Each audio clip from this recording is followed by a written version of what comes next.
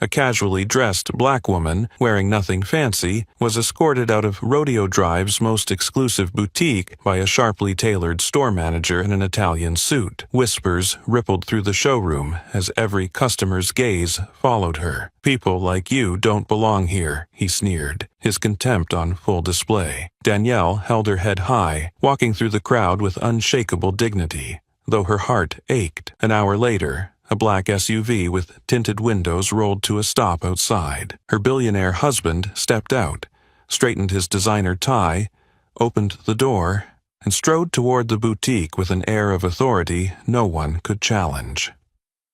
Among the well-heeled women clutching Hermès bags and young executives sporting Patek Philippe, one understated figure stood out, and was just as easy to overlook: Danielle Brooks. It wasn't the labels she wore that drew attention, but the calm confidence in her stride. A crisp white tee, simple gray joggers, her afro pulled back neatly. Her natural beauty glowed under the California sun. At 43, Danielle's measured gait spoke of the storms she'd weathered, her gentle yet resolute gaze revealing both warmth and inner strength. The only accessory she carried was a well-worn but immaculate tote, a striking contrast among Rodeo Drive's parade of luxury goods. Few knew that she was Raymond Brooks's wife, the billionaire investor whose mere name made New York's corporate giants sit up and take notice. Today, however, she had no bodyguards, no flashy limousine. No one recognized her as Mrs. Brooks, and that was exactly how she liked it. Just Danielle, choosing a birthday gift for the man she loved with her own hands, rather than delegating the task to an assistant or buying something ostentatious. Still, in a sea of faces accustomed to wealth's glow, Danielle's unassuming presence drew more than a few looks, some curious, some wary, even a few discreet whispers. After all the years she'd spent in this city, she knew the invisible caution directed at women like her wasn't born of outright hatred, but of an old assumption. Someone like her couldn't possibly be a real customer here.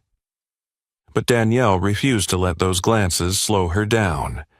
She walked firmly along Rodeo Drive's broad sidewalks, inhaling the air that was at once glamorous and heavy with unspoken judgments, silently wishing for a beautiful day. At least until she pushed open the doors of that renowned boutique, where every prejudice was primed to erupt at the slightest provocation. As Danielle strolled slowly down the sun-drenched sidewalk, the thick, gleaming glass doors of prestige appeared before her like an invisible line between two worlds, the world of those who belong, and the world of those who must endlessly prove their worth. She exhaled softly, her gaze flicking over the gilded nameplate on the door before settling on the expansive display window, showcasing a lineup of ultra-luxury vintage pieces. Swiss watches, diamond necklaces, classic handbags whose mere silhouettes spoke of six-figure price tags. Here, each item was more than an object. It was a passport to elite status. Through the glass, Danielle saw an ordered scene. Well-heeled patrons, mostly fashionably dressed white customers, greeted warmly by staff whose smiles never wavered, whose courtesy was so polished it felt rehearsed. Every time the door chimed, someone would bow their head in welcome and address the newcomer in the saccharine sweet tones prescribed by high-end service manuals. But the moment Danielle gently pushed open those heavy doors and stepped inside, everything shifted. The bell rang out crisp and clear, yet instead of bright welcomes she felt a sudden hush, as though the very air had chilled. The staff, a group of young employees spearheaded by Veronica Adams in her form-fitting black dress and meticulously braided blonde hair, cast only a passing glance in Danielle's direction before immediately ducking their heads back to their tablets or ledger books. The usual smiles had vanished, replaced by subtle frowns, an undercurrent of wariness expertly masked by professional courtesy. The cool stillness, mingled with the heavy scent of expensive perfume, made Danielle shiver. She felt her heartbeat pound as she moved deeper into the marble-floored showroom, her sneakers whispering against the polished surface. In a corner, Marcus Devlin, the store manager in his early 40s, tall and lean in a charcoal gray suit and dark tie, was chatting amiably with an older couple. When his eyes finally drifted to Danielle, he briefly furrowed his brow, then composed himself behind a veneer of polite detachment, though a flicker of judgment lingered in his gaze. Silently, Danielle reminded herself, "I'm just here to pick out a gift for my husband. No need to care about being noticed or praised. Just find something meaningful." Yet every small gesture, every sideways glance, every whispered exchange among the staff felt like an invisible pinprick against her dignity. In this place, unspoken rules about race, status, and style carried enough weight to single her out as the uninvited exception in this temple of luxury.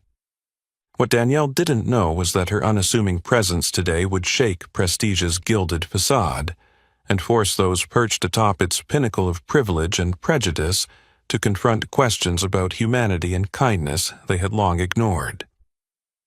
Keeping her composure, Danielle walked straight to the vintage watch display, where a row of mechanical masterpieces rested on emerald green velvet. The space grew oddly quiet. The chatter of other customers seemed to fade, as if everyone were holding their breath.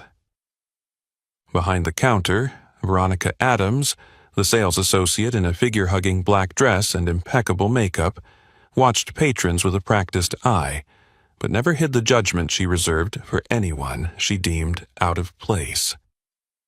When Danielle paused before her, Veronica merely glanced up, eyes flicking over Danielle's white tee, gray joggers, and natural hair, all far from the luxury standards she was used to. Danielle deliberately stood tall and pointed to the antique watch she'd been researching for weeks, a white gold model with a distinctive dial, quietly tucked at the far end of the glass case like a whisper from another era. "I'd like to see this one," Danielle said softly, her tone confident yet unassuming. Veronica hesitated. She gave Danielle a long, icy stare, then replied in a deliberate drawl, each syllable stretched out as though scolding, "That one's $85,000. Are you sure?" Two elaborately dressed customers behind them paused, whispering to each other, eyes darting to Danielle with a mix of surprise and discomfort. A hush settled around the watch case. Other staff members furtively glanced her way, masking their curiosity with feigned busyness. Danielle met Veronica's gaze steadily and smiled. "I know the price. I still want to see it." But Veronica wasn't done. She slowly closed her notebook, set it aside, then leaned in, dropping her voice so only Danielle could hear, yet loud enough for nearby ears. "Maybe you'd prefer the costume jewelry over here. It's newer and more budget-friendly." Her look dripped with contempt, a blend of economic disdain and unspoken racial bias.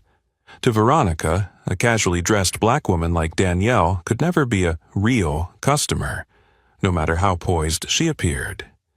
Even the two customers' stifled giggles carried a pointed message, reinforcing the invisible wall between Danielle and this world of privilege, not just because of her clothes, but because of her skin color, and Veronica's ingrained belief that people like Danielle belonged on the outside looking in.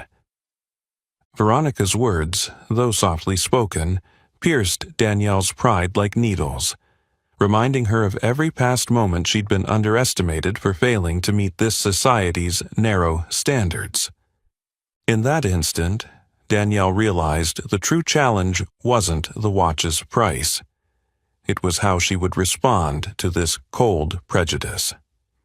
Determined not to be swept away by such blatant contempt, Danielle kept her gaze steady, as if staking her claim in this challenging space. She repeated, each word clear and unwavering. "I want to see that exact watch." Veronica's brow furrowed. Reluctantly, she fished the small key from her bracelet, deliberately slow, as though unlocking a treasure for someone unworthy. When the glass case clicked open, Veronica's overcautious stance was obvious, her white gloved hand gripping the watch by its edges, placing it carefully on the black velvet pad, all while keeping just enough distance to send a silent message. "I'm still in control, and I don't trust you." Other staff cast furtive glances and whispered among themselves, but Veronica's face remained impassive, even frosty. She spoke in a deliberately measured tone, as if sharing an insider secret. "There are only 5 of these in the entire world. Not everyone gets the chance to hold one, you know?" Her words were more than information. They were a test. A social trial Danielle knew all too well, that privilege isn't meant for someone like her. But Danielle didn't flinch. She offered a quiet smile and replied in a soft but firm voice, "I know. I'd like to buy it for my husband." Veronica paused, surprise and skepticism flickering across her features before she masked them with disdain. Leaning in, yet speaking loudly enough for nearby ears, she suggested, "Do you want to take it today? Or perhaps I could introduce you to our financing plans, which might suit your situation better?" Murmurs grew behind the counter. An older couple shook their heads with discreet laughter, as though watching a familiar performance. Danielle met Veronica's gaze and answered crisply, "No, thank you, I'll pay in full." For a brief moment, they held each other's eyes. On one side, resilience forged by years of adversity. On the other, the polished arrogance of entitlement. Just then, the air in the boutique seemed to thicken, as a tall figure in a sharp gray Italian suit and gleaming leather shoes emerged from the back. Marcus Devlin, the store manager. He strode over with a thoughtful expression, his icy gaze scanning the scene and pausing on Danielle long enough to convey, "I know who belongs here and who doesn't." Marcus's practiced smile, honed through countless guest interactions, lacked its usual warmth this time, replaced by quiet scrutiny. Without looking at Veronica, he fixed his eyes on Danielle and asked, "Is there a problem here, Veronica?" With that single question and look, all authority in the room shifted to Marcus, confident that his nod alone could decide who earns a place in this realm of luxury, and who is cast aside without a second thought. In that moment, Danielle realized her true challenge wasn't the price tag or the watch itself, but maintaining her self-respect in the face of a system that still builds invisible walls simply because she was different. The moment Marcus Devlin appeared, the boutique seemed to grow even colder. Standing beside Veronica, his eyes betrayed the steely glint of a man used to controlling everything, from the merchandise to the customers, especially those he deemed unworthy. Keeping his composure, Marcus turned to Veronica and asked in an even, probing tone, "Is there a problem here, Veronica?" Seizing the moment, Veronica emphasized as if Danielle's presence were an emergency.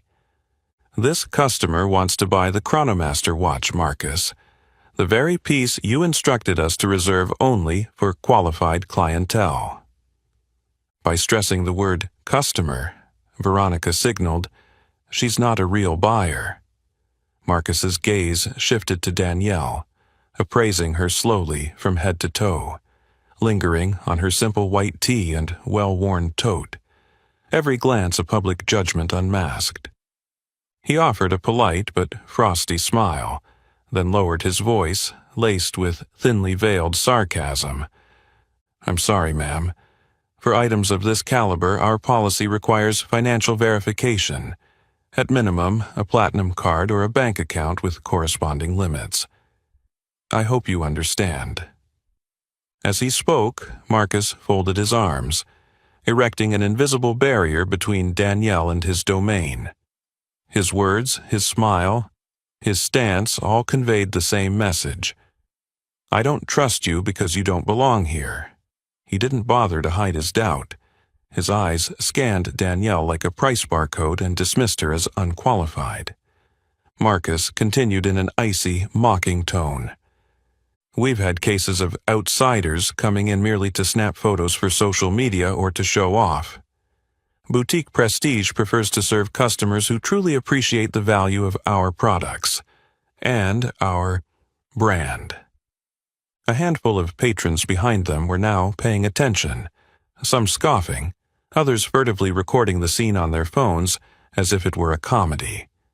A suffocating hush settled around Danielle, broken only by murmurs and judging stares, targeting not just her attire, but the color of her skin.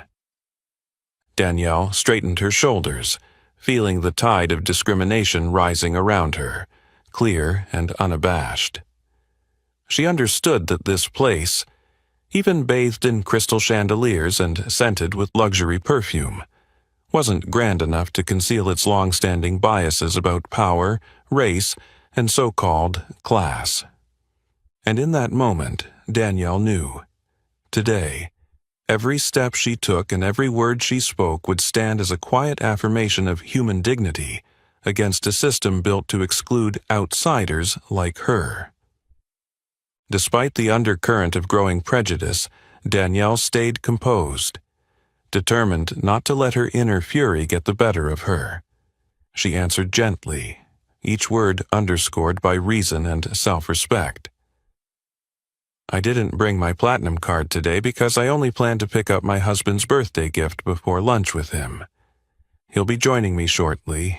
He can verify our finances if you need. Danielle's reply wasn't just about saving face. It implied that she was perfectly capable of paying, without having to flaunt bank statements or credit cards. But no sooner had she spoken than Marcus's cold smile curled higher, his sarcasm now blatant. Oh, and who might your husband be? Some random African CEO or an Instagram watch collector? That question was more than a personal insult. It brazenly played on racial stereotypes. It assumed that a casually dressed black woman could never be connected to true high society, let alone be married to a renowned billionaire investor. Here, respect seemed reserved for the very few who were deemed worthy of belonging. Beside him, Veronica offered a mocking half-smile, her scarlet lips curling into a hook. You might want to go find your husband or maybe try the department store down the street. There are plenty of options there that would be more suitable for you. Her voice carried just loud enough that nearby customers couldn't help but turn and stare. Men and women alike watched Danielle with a mix of pity and contempt, as if it were laughable that she ever thought she could be a real prestige client. Some even discreetly recorded the scene on their phones, snickering and whispering to their companions. Danielle scanned the room and realized it wasn't just a few people. All eyes, from staff to shoppers, were fixed on her with mocking detachment. Each look felt like a blade slicing into her pride. In that moment, she understood how completely she'd been turned into a spectacle, an uninvited outsider, entertainment for those who truly belonged. Words, gestures, glances, all combined into a daylight performance of discrimination. No shouting was needed, no outright slurs, just the tacit agreement and sneers of the majority to strip a person of her dignity. For Danielle, this was more than an insult. It was the familiar cut of a lifetime spent confronting bias. But even under all those stares, she stood tall, refusing to be knocked down once again. The atmosphere in Prestige felt thick and suffocating, as if every sneer and scrutinizing glance were a blade slicing into Danielle's pride. She barely had time to steady her breath before Marcus dialed the tension up to its breaking point. He dropped any pretense of courtesy. His voice lowered, icy and authoritative, like a verdict being handed down in this temple of luxury. If you can't prove your financial standing, I must ask you to step outside and stop disturbing our real clients. Boutique prestige is not a place for gambling your luck or putting on a show of wealth. As he spoke, Marcus pulled out his phone, pretending to be occupied, but really signaling his silent power, ready to summon security at a moment's notice. He closed the distance between them, asserting his dominance with each purposeful step. Every move he made said, "I'm the one who decides who belongs here."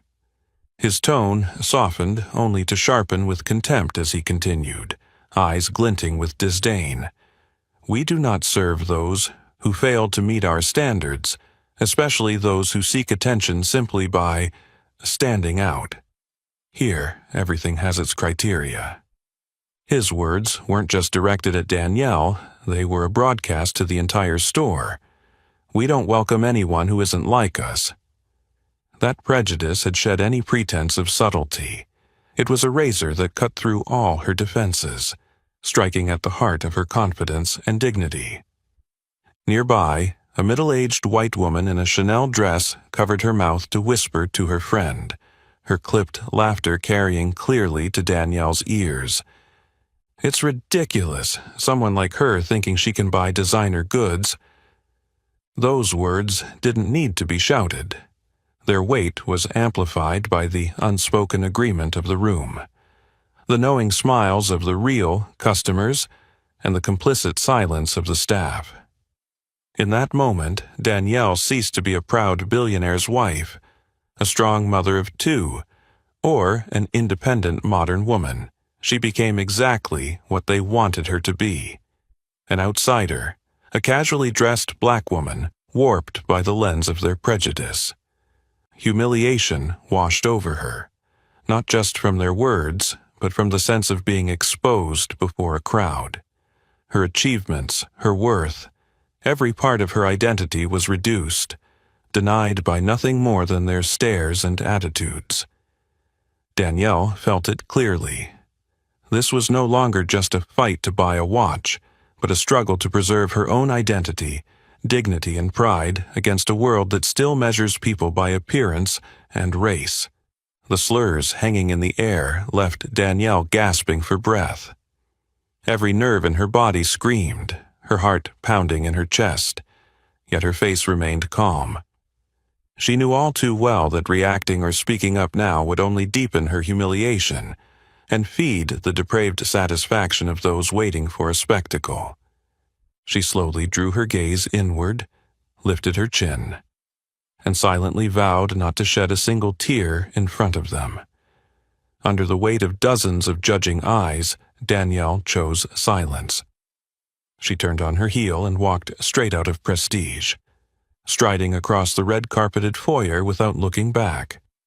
Behind her, whispers and mocking laughter swept through the room, an exultant wave of relief that the outsider had been shown the door.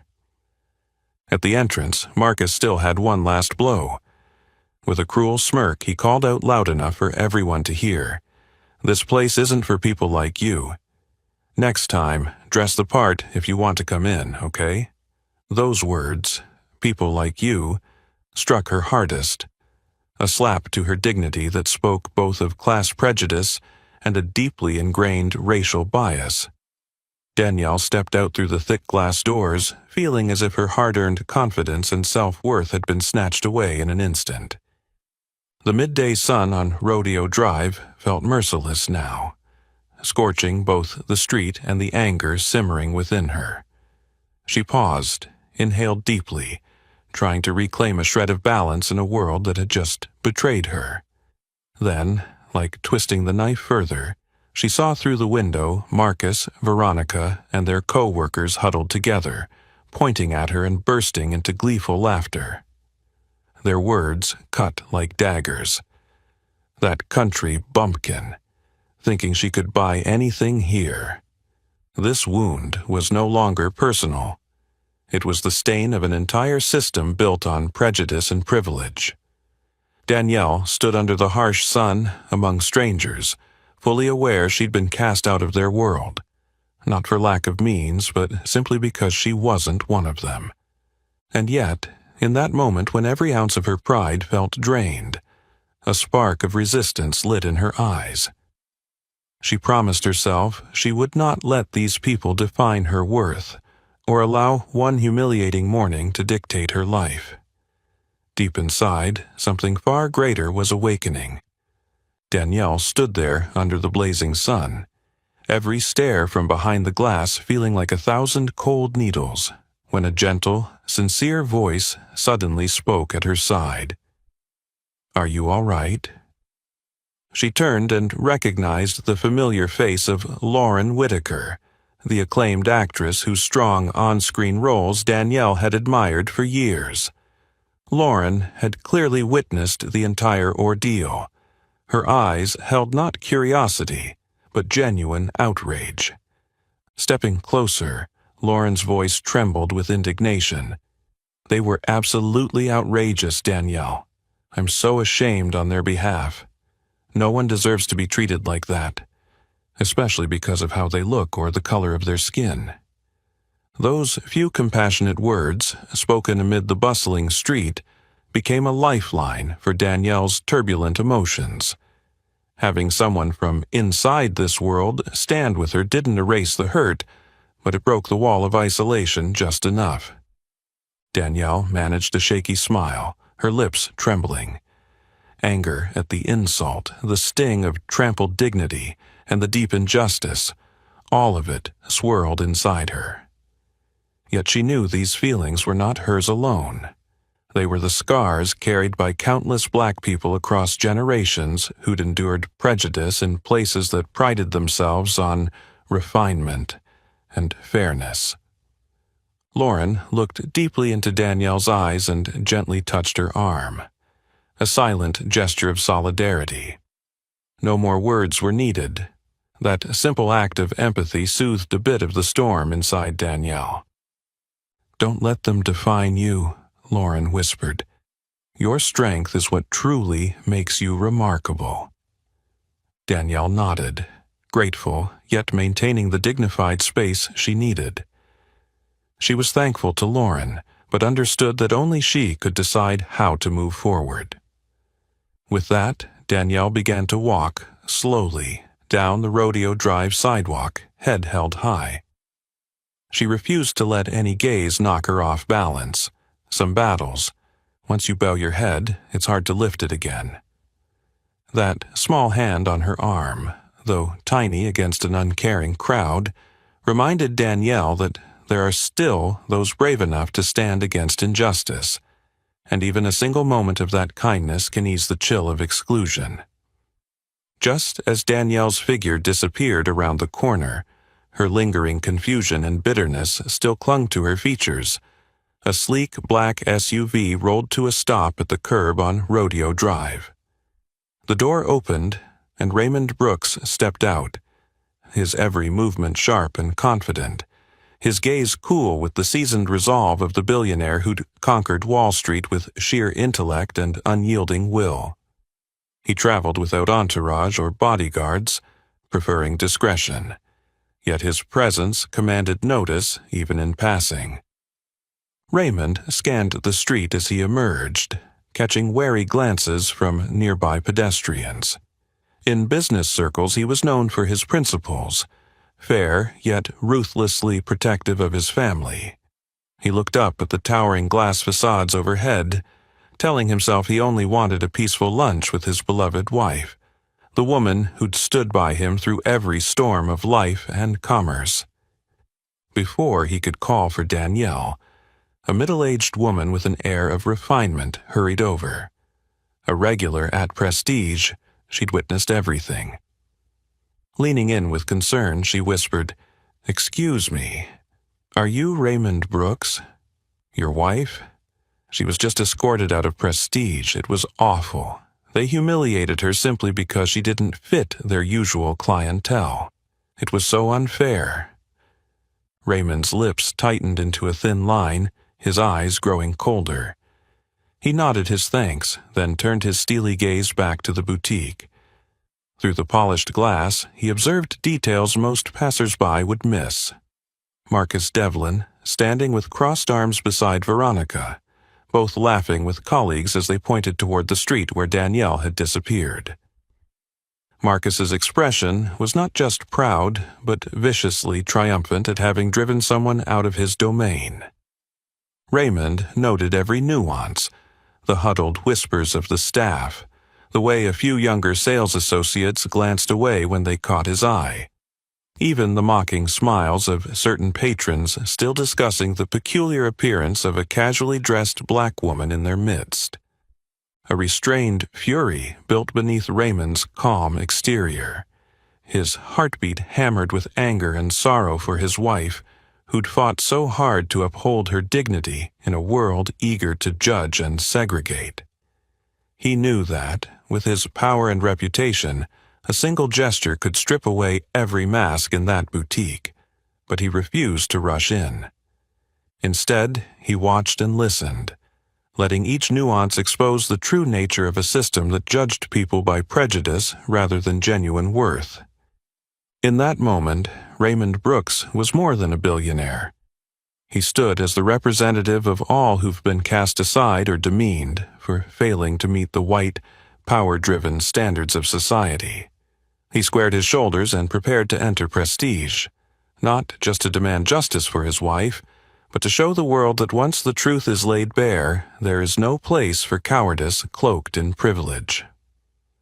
Stepping across the marble walkway outside the boutique, Raymond Brooks didn't take long to spot his wife standing quietly by the display racks, her silhouette diminished under the midday sun.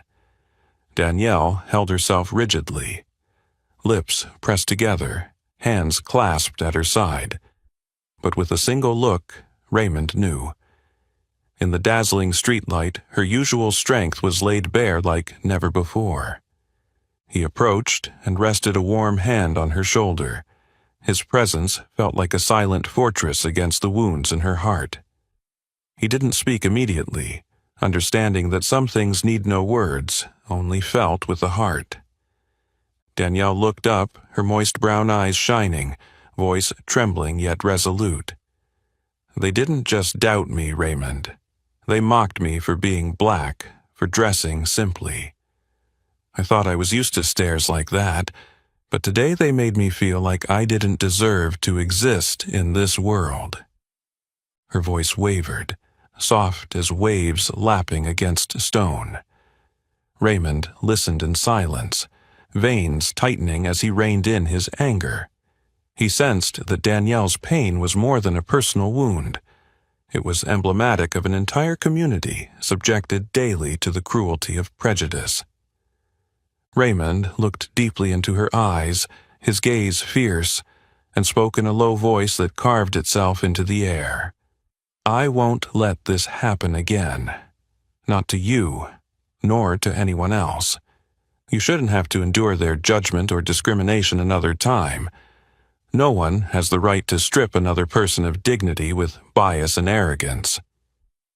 Beneath Raymond's composed exterior burned a smoldering fire, a determination to reclaim justice not only for Danielle, but for all who've been cast aside for being different. In that moment, he was more than a husband ready to defend his wife. He was the voice and action of a community long silenced.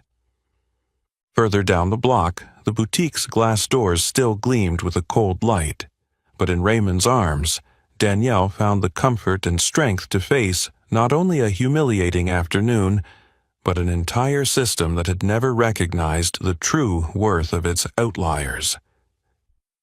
The determination in Raymond's eyes was like a guiding flame, steadying Danielle. Without hesitation, he gave her hand a reassuring squeeze, then turned and strode purposefully toward the Prestige boutique, its glass doors still ajar.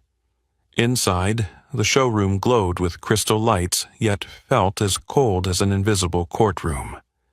Danielle followed silently, feeling the power radiating from her husband's resolve. Crossing the threshold, Raymond's presence instantly hushed the room like a sudden draft. Marcus Devlin, who a moment ago had worn a smug, self-satisfied grin, went pale as he recognized the man before him. Raymond Brooks, the famed billionaire investor whose face he'd only ever seen on magazine covers. Veronica, her makeup impeccable until now, stood ashen, eyes wide with fear. Dropping his usual air of arrogance, Marcus hastily adopted a subservient smile, bowing in deference as if he'd never known pride. "Welcome, Mr. Brooks. It's an honor for Prestige to serve you at any time. Please, feel free to look around. We're here to fulfill your every need." Raymond ignored the limp handshake, offering no courtesy smile. He fixed Marcus with a steely glare and spoke in a low, unwavering voice. "I'd like to ask, did you just have my wife forcibly removed from this store?" The boutique froze. Staff and patrons alike held their breath. Those who had witnessed Danielle's humiliation looked down in shame. Marcus stammered, his hand trembling as he tried to excuse himself in a faltering tone. "Sir, there must be some misunderstanding. We were merely following standard security protocols. There was no intent." Veronica huddled against the counter, her face drained of color, terrified to even breathe. The customers who'd been whispering and snickering earlier now wouldn't meet Raymond's cold gaze. Not giving them a chance to deny it, Raymond calmly recounted every detail of the discrimination Danielle had endured, leaving out nothing.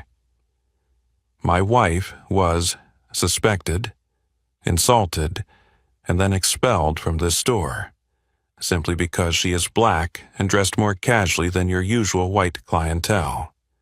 You deemed her unworthy because of her skin color, you judged and humiliated her in front of others, and you took it upon yourselves to strip her of her dignity based on prejudice and narrow-minded assumptions." With each pointed word, his voice echoed through the confined space, stripping away the facade of polite refinement cloaking the boutique. He swept his gaze across Marcus, Veronica, and every employee in sight, then concluded with an iron-clad tone. "You will be held accountable for this. Not only because she is my wife, but because no one deserves such treatment anywhere, especially not in a city that prides itself on being modern and civilized." The air in Prestige grew so tense you could hear the sharp intakes of breath from a few shaken onlookers. Faces that had been cold and haughty just moments before now revealed fear, confusion, and belated regret. In that moment, Raymond didn't just reclaim justice for his wife. He gave voice to millions whose dignity has been stifled by prejudice in the halls of power. The moment Raymond finished speaking, the air inside Prestige froze solid. Every customer and employee fell silent. No one dared move, no one whispered. No more giggles or looks of contempt, only a heavy hush, where true power and undeniable truth lay exposed beneath the crystal lights. Raymond stepped forward, locking eyes with Marcus as his voice rang out, each word firm and non-negotiable. "Now, in front of everyone here, I demand that you apologize to my wife, publicly and sincerely. And not only to her, but to anyone you've ever judged because of their skin color or clothing. No one, neither my wife nor any other customer, should ever be subject to judgment or insult simply because they don't fit your narrow prejudices." Marcus stood frozen, his face ashen. The hands that once sealed every business deal trembled uncontrollably. He glanced at the regular patrons, some who'd laughed with him moments before, now turning away, unwilling to be associated with this disgrace. Veronica, by the counter, was rooted to the spot, her eyes wide with tears, her bright red lipstick suddenly feeling out of place. Finally, Marcus bowed his head, voice quivering with fear and shame. I sincerely apologize, Mrs. Brooks. I behaved inappropriately. I was following protocols. Danielle met his gaze, a flash of both sorrow and resolve in her eyes, an understanding that a true apology isn't magic, but the only first step toward acknowledging wrongdoing. Raymond never broke eye contact with Marcus as his tone dropped to a chilling whisper. What rules permit you to discriminate against and insult a customer of color? What rules give you the right to strip someone of their dignity merely because they aren't your wealthy white clientele? He paused, sweeping his gaze across the boutique as if to ensure every single person heard. Not merely a reprimand, but a public indictment of the racist and elitist strongholds still embedded in modern society. Marcus's bow wasn't just submission to Raymond's power. It was an admission of shame before an undeniable truth, that in a place celebrated for beauty, refinement, and civility, the lines of discrimination remained sharper and more brutal than any luxury item. Behind Danielle, formerly silent customers exchanged glances, some nodding in agreement, others staring down as they realized, perhaps for the first time, how they'd normalized injustice and even colluded through indifference. Danielle remained composed, chin held high, not for the victory of one person, but for the honor, dignity, and voice of an entire community that has too long endured in silence under the glare of the powerful. The atmosphere inside Prestige still hung heavy, as if the ground had just shifted beneath everyone's feet. Even as Marcus's apology echoed, Raymond, standing firm like a pillar before the assembled staff and customers, locked eyes with him, then addressed the entire room in a clear, commanding voice. Perhaps you aren't aware, but I am the largest shareholder in the Prestige chain. I've monitored this system's operations for years, and this is not the first time I've heard of discrimination taking place in stores that claim to deliver top-tier service. A ripple of uneasy chatter spread across stunned, fearful faces. Marcus's eyes went wide, Veronica nearly swayed, and the staff fell silent, sweat gleaming on their brows. Even customers who'd considered themselves immune to injustice looked unsettled, as though an invisible shield of safety had suddenly shattered. Without giving anyone a chance to recover, Raymond continued in an unyielding tone. Effective immediately, Marcus Devlin will be directly responsible for leading a company-wide anti-discrimination training program and rebuilding a culture of equitable service across all Prestige locations. My wife, Danielle Brooks, will oversee and advise on this process. He paused to let the weight of that power shift sink in, then announced, all employees involved in today's incident, as well as the entire Prestige team, are required to attend unconscious bias training and classes on diversity and customer respect. This is no longer optional. It is a precondition for continued employment within this organization. Marcus's face drained of color, his fists clenched to prevent shaking.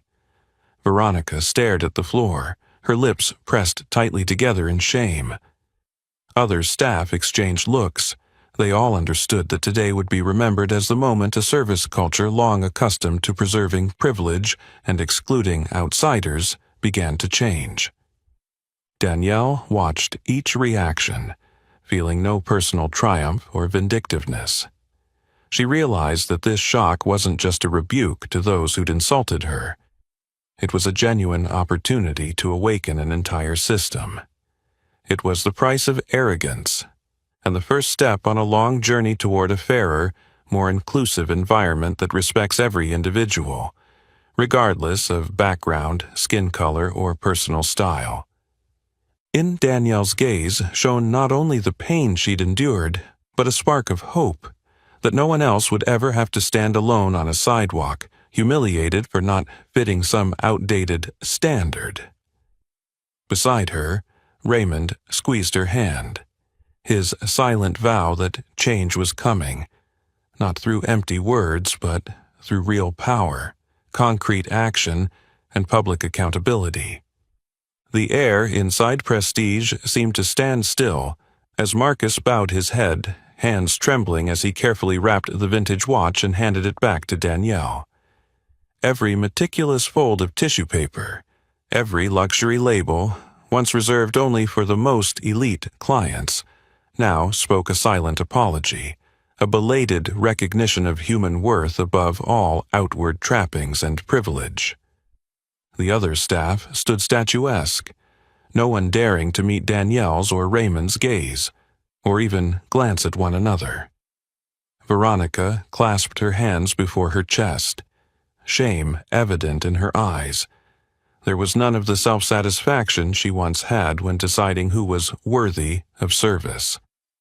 A heavy hush of embarrassment and awakening enveloped the room, shattering every illusion of the standards that had reigned here for so long.